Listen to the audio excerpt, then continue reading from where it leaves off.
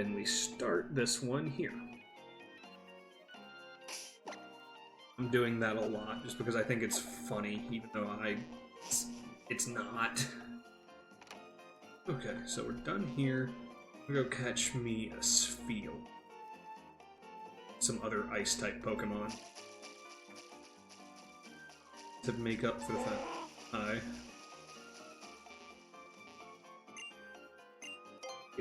we will surf from here.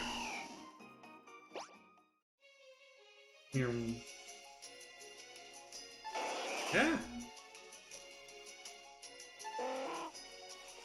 Whatever you are, I probably don't need you. Battle me.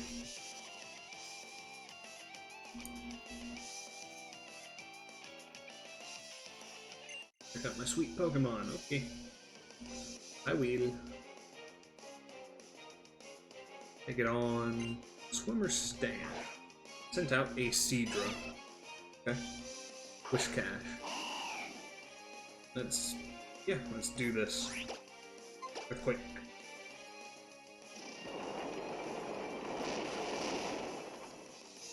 What are you doing, Twister? Oh, agility, right? And Earthquake again. Why would you need to use agility twice in a row? I'm checking Twitter real quick because I just do that in the middle of things. There's nothing, really. Twitter is just Twitter. I have to argue with myself in my own head about Twitter, by the way. What is and is not something I'm going to use Twitter for. And the main thing is I try not to use Twitter to just follow random, to follow random people. And by random, I mean, like, me following random cosplayers and other people who are more or less trying to sell themselves on a business. Because it just doesn't mean anything for me to follow them. Either that, or it's kind of awkward, creepy, pervy to just watch and follow, like, half-naked cosplayers that I don't know anything about. I could have used Zen Headbutt here successfully. Surf will work. Yep, slap. But at the same time, I also just don't have a whole lot on my Twitter. Which, the stuff I have collected and have enjoyed has primarily been art, so I follow the artist, and just kind of end up realizing a little too late that their entire catalog is very much porn. Well, not entire catalog. The majority of their catalog is pretty much porn.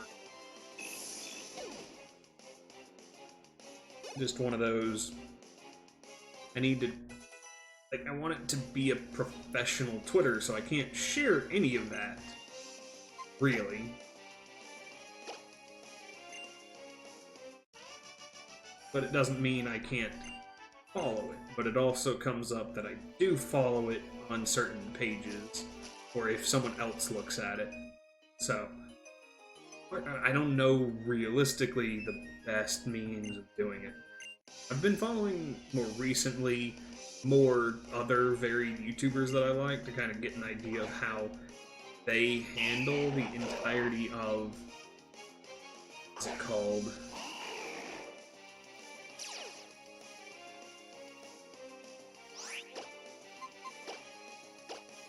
I'm just gonna hit them. But to handle how you do people relations on YouTube, or not on YouTube, but on the Twitter side of things.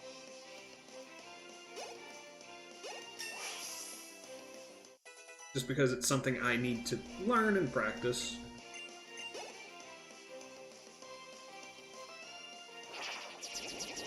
But also it might not mean anything.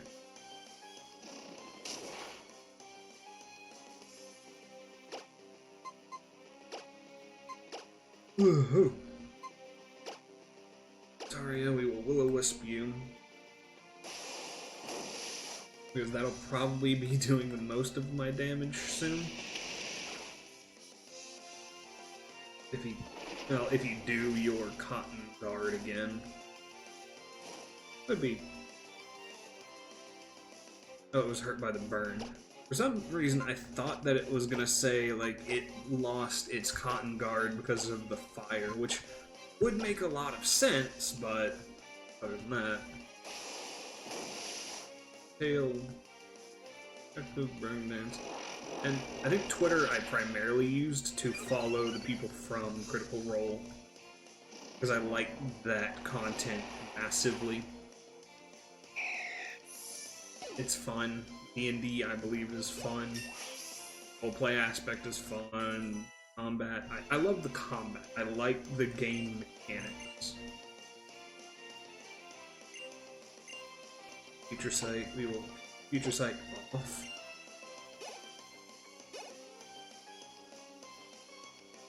They make D&D very enjoyable to watch, and that is hard to make happen. I'm on the verge of getting rid of my Facebook, other than the fact that's how all of the people that know me personally get in touch with me.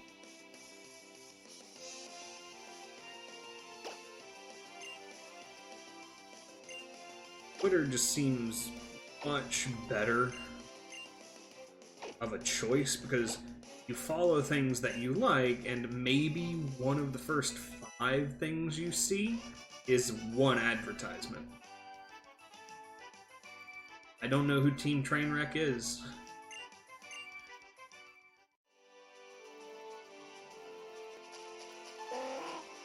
But being someone that tries to be a content creator as well as being a DM for a personal group, I would definitely say trying to run a campaign for new people is definitely not fun to watch.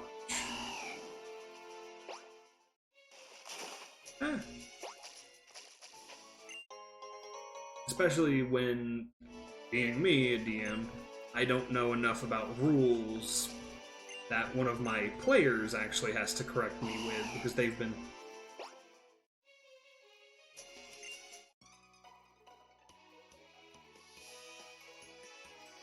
Oh, yeah.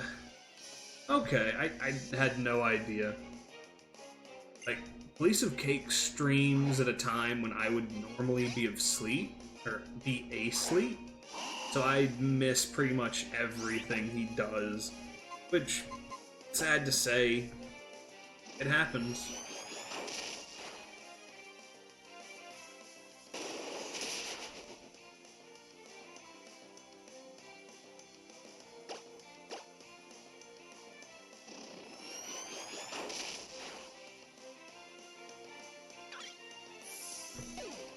Yeah. I didn't know that's what they called it.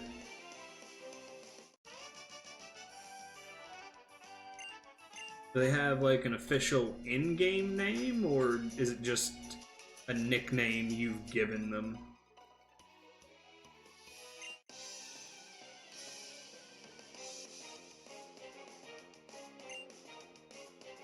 And to a better extent, I will say that exchanging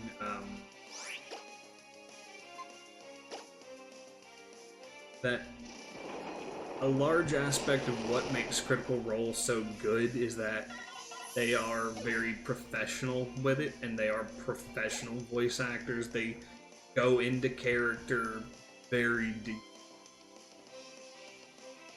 But the original adventure started off. Okay. Thinking... Quick.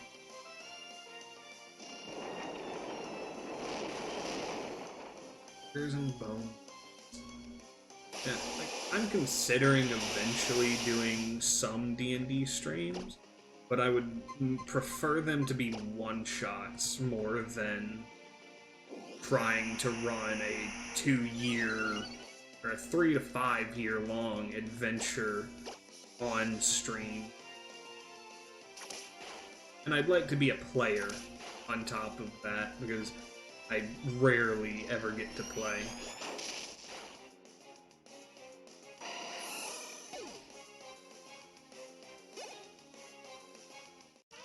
Like, before stream, I was actually putting together a level 5 Source Lock, is what I call it, but it is a part Sorcerer, part Warlock.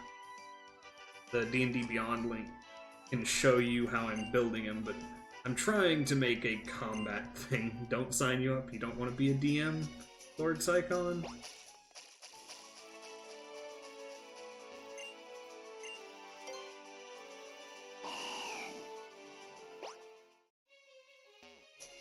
You can multi-job? Do you mean... Are you asking that as a question, Rogalth?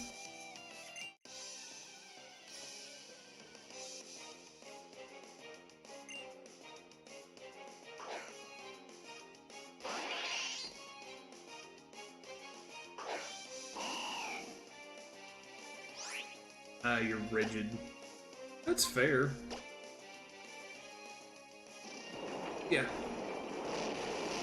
So, most of the time the rules for multi-classing or multi-jobbing, as you wanted to call it, is that you have to have at least a bare minimum of 13 in the primary stat for that secondary class.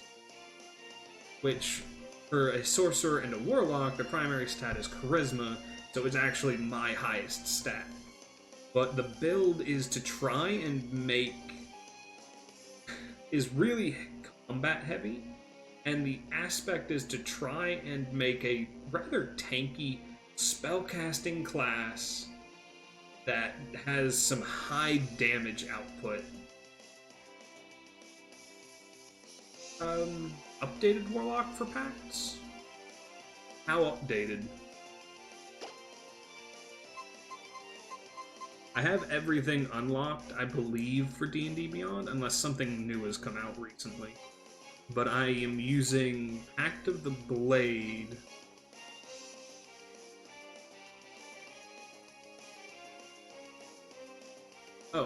So intelligence is for specific types of spellcastings. Like charisma, a warlock, it's charisma because you're pulling you're using your body and your abilities, like your physique. You're convincing your thing. Yeah, it's kind of like that. Like, your charisma also is an aspect of just what you are internally. So for a warlock, you're pulling out, like, the demon aspect and casting it from your internal charisma things. Like, you don't have to be smart for it. You don't have to be wise for it. It just is a very natural thing to you. Same with sorcerers. Sorcerer is actually a bloodline. So you are naturally inclined to have sorceress ability. Like warlocks, you are getting power granted to you by some kind of demon or... yeah. Like, my warlock, I actually get my warlock powers from, yeah, generally more charismatic. Like, I get my warlock power on the thing I built from Pact of the... or not Pact of the Blade, but the Blade Slinger warlock type. So, I can actually summon a magical sword into my own hand. I never have to worry about having an actual weapon. And the sorcerer side, I chose, I think, Shadow? Like, yeah, Shadow magic. So now I have dark magics coming from a demon, as well as my sorcerer side also just naturally akin to dark magic. It's quite an interesting thing. Because both of them make me very combat ready, and heavy and decently tanky. Because I can give myself, like, I have the ability to, at will, cast Mage Armor, which gives me, from where I am, a current +2 to my armor class. So I can go from a 13 to a 15. But then on top of that, I also have Shield, which can bump me up to a 20 as a reaction. Just plenty of things you can do with it. As well, the Shadow magic can keep me from actually going down to 0 overall. You don't gain the benefits of... No, yeah. No, I think you can still cast high-level spells, you just don't have access to the high-level spells. So you can still cast level 9 spells, but they are lower-leveled modified spells.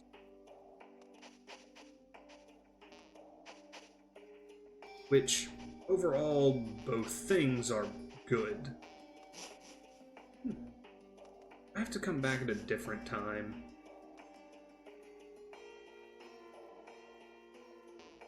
It's gonna knock bite. I don't have that on. Oh, something ran into me. Is that a Spheal?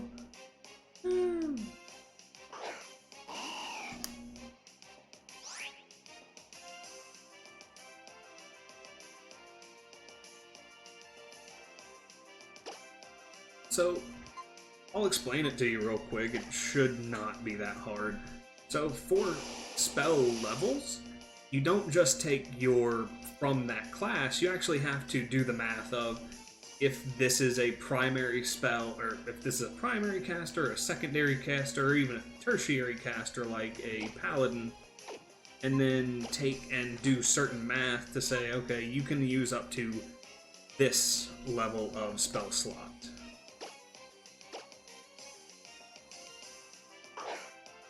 You can use, because mixed caster is a lot different than pure caster. Because realistically, mixed caster, if you didn't do that, could really stretch out their level 1 spell slots. They have just way too many to be reasonable. Alright, I didn't get a Spheal, but I got a Celio, which... next best thing. I don't have a new sub, so Celio gets to be Celio.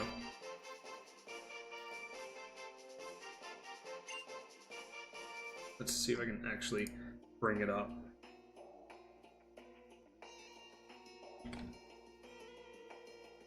Multi-class. Here we go. Yeah, multi-class spellcaster. This is how it... yeah. This is what you would look at to determine how many spell slots of anything you get if you are a multi-classer.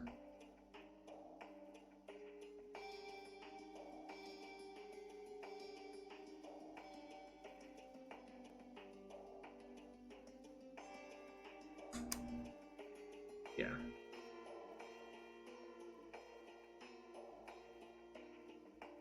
Yeah. It just works in a way. So let me get back to the game at hand. You guys got me excited on another game, or on D&D really quick. Ooh. Oh, that's right, I need Snowrunt. Is Snowrunt this generation, or is it a later one? Snowrunt is a Generation 3, cool. Just had to back check for myself. Ah. So let me look at the Shoal cave. Here we go.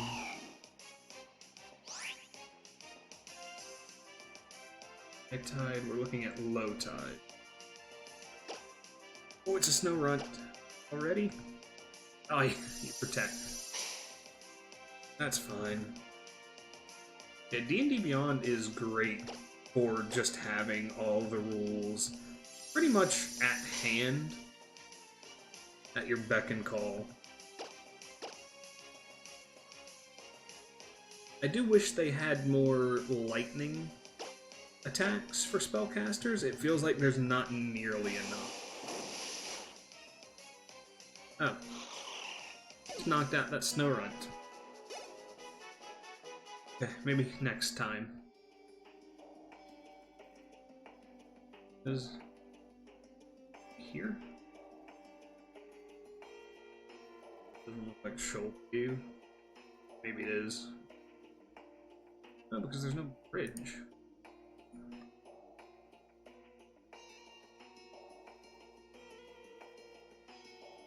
Ruby Alpha Sapphire. B, because we came in here. Went to A. Ah, that's where I am.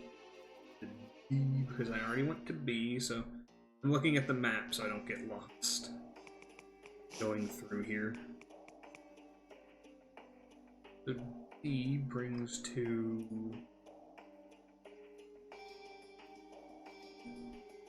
looks like... Huh?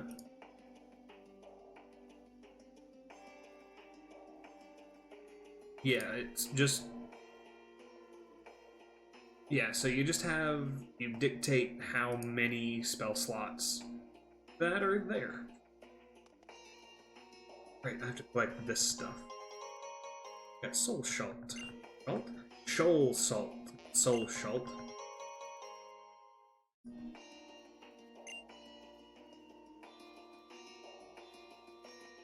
Yeah, multi-classing quite easy because you don't get to go into 20 levels of each.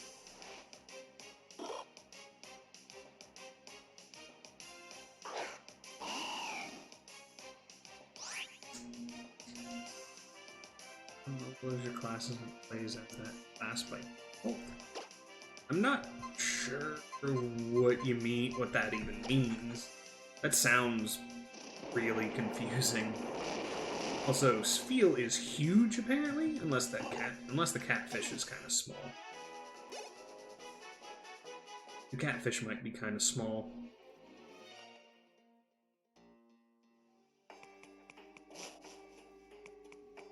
Homebrew. And sometimes people just don't fully understand what they were going for.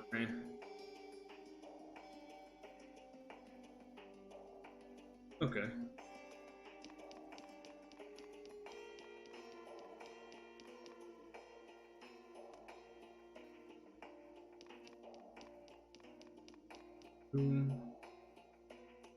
Over here. I think that's just a way to get across the water section. Yeah.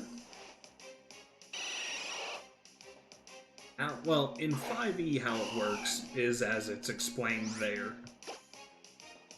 Like, the whole deal is that as you level, when you multi-class, you do have the option to. You just have to balance things, because you lose out on having your max class abilities. Which, the max class abilities can be really impressive. Some aren't super great, but some can be outlandish. Or you can figure out ways to work things together. Like how I'm looking at the Sorcerer Warlock. The way I'm looking at it makes it a lot more devastating early on than it was.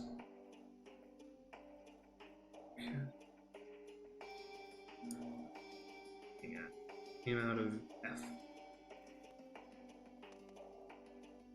Already been to B.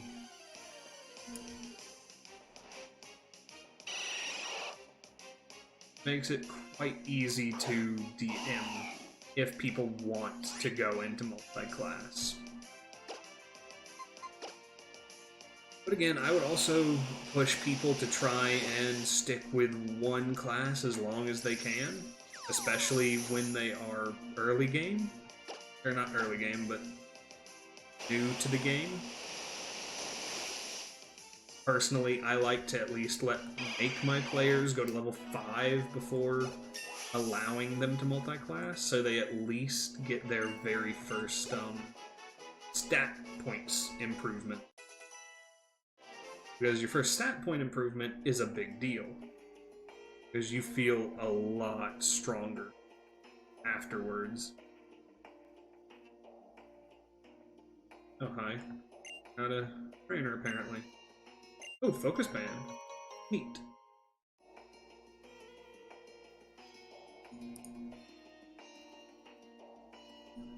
Let's see. I'd probably go back to G and put that up. Whatever. Yeah, no.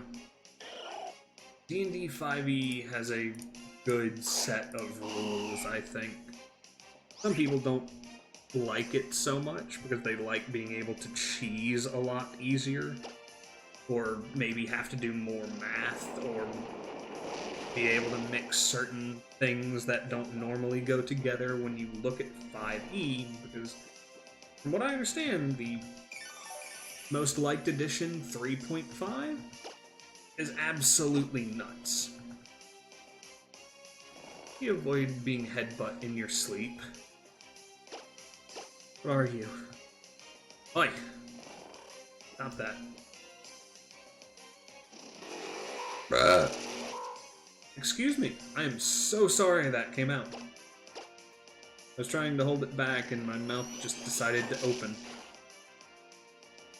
It was... Yeah. There's also, like, tie-ins on, I think, on Twitch. Stop with that. Yeah, hit with the Zen headbutt twice, please.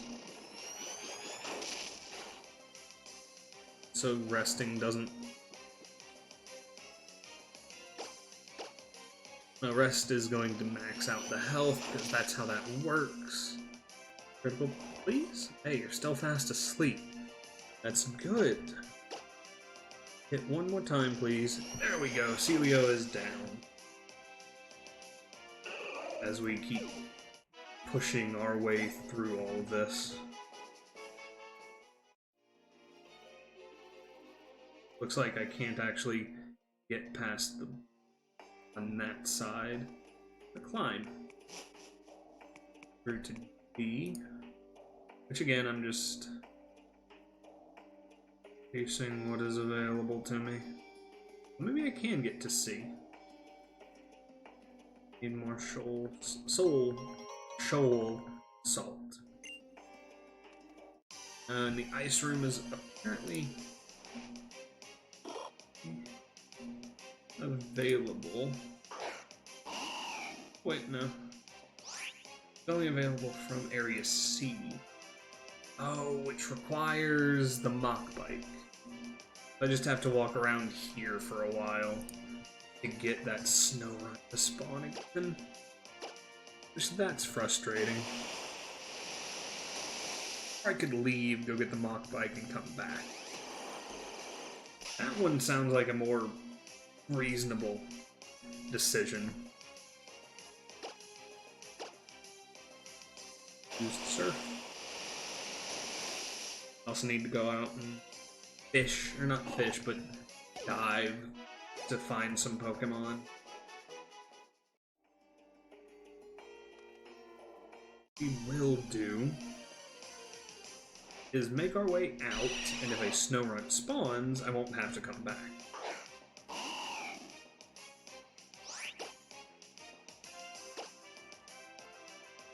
If a snow run doesn't spawn, I will leave, fly, change my bike out, fly back, and run back in. For the next episode, actually. We're starting the next one? Right.